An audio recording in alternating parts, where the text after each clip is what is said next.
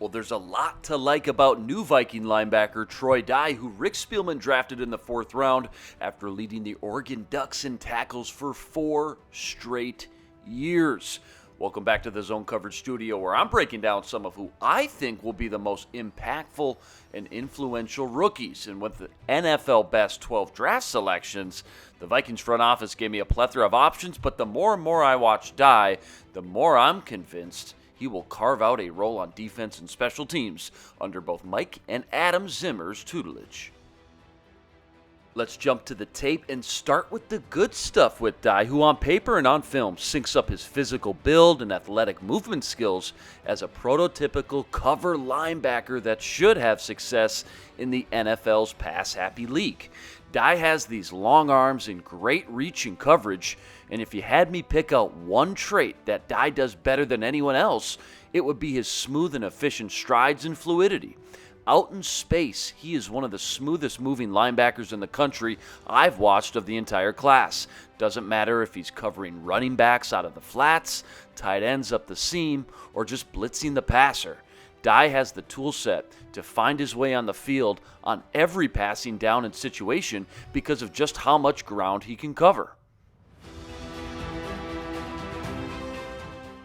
Leading the Ducks in tackles for 4 straight years, Dye was one of the most efficient run-stopping linebackers in the Pac-12 with great hip movement and seamless transitions exploding from one side of the field to the other. Dye just makes it look easier than it is sometimes thanks to that long wingspan he uses to cleanly wrap up the ball carrier and finish the play.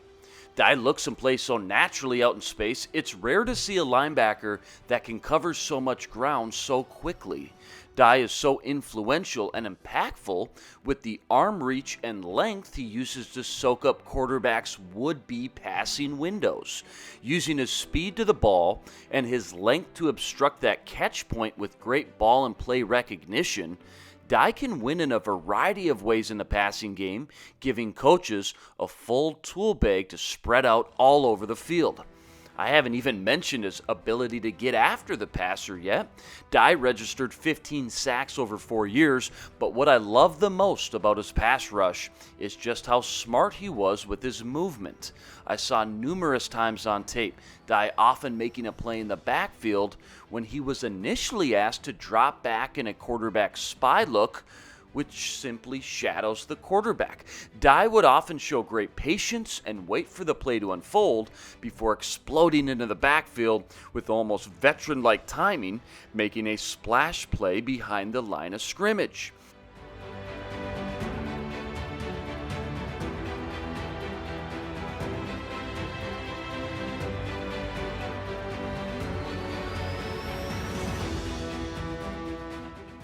Dye was so good at this throughout his time at Oregon, attested by his 44 tackles for loss in his career that can only be summarized by having a top-notch football IQ and natural feel for the game that many would argue at this point in one's career, you simply can't teach those kind of instincts, meaning either you have them or you don't. And folks, based off all the tape we've seen, Troy Dye has the goods.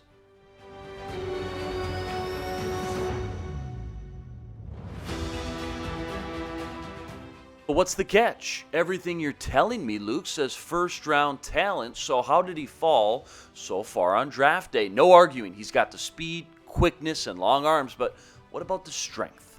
Plenty of these guys can thrive in college, but taking the next step to the NFL demands a whole new level of power, toughness, and play strength, to be honest.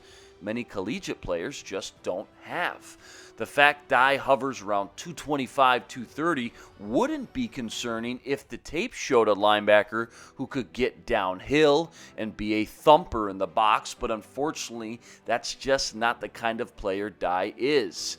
Yet anyways, like many entering the pros, no doubt Dye will be asked to put on more mass and certainly will get bigger and stronger over the next few seasons, but as of right now, unlike his days for the Ducks, Dye is nowhere close to being able to be depended on during early and obvious running downs. In fact, right now, Dye has the build and play style more of a strong safety in the box than a true NFL linebacker.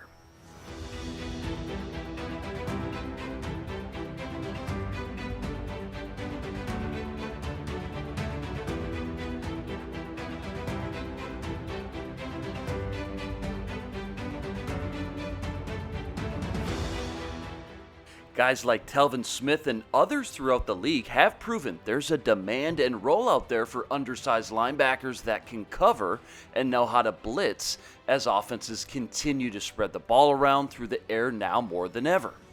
Between both his athleticism and length, for just a fourth-round pick, Dye offers some high upside with minimal risk, while also injecting more youth and versatility into the linebacker room, and gives Dom Capers a new toy to play with when designing different looks inside the front seven.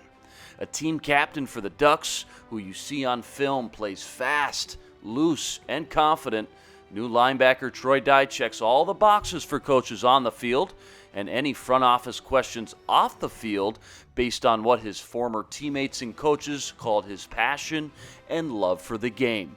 Barring an injury, I wouldn't expect much in terms of production in year one on defense with Eric Wilson and Ben Gedeon higher on the depth chart, but Dye should make a lot of noise on special teams immediately.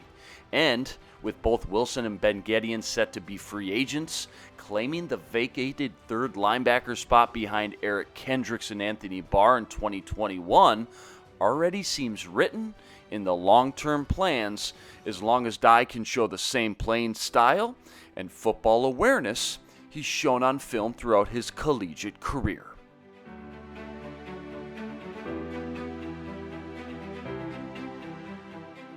Be sure to follow all of Zone Coverage's latest content on social media platforms like Twitter, Facebook, and YouTube, and stay caught up with the latest Vikings news and notes, all up on zonecoverage.com. For now, I'm Luke Inman, signing out.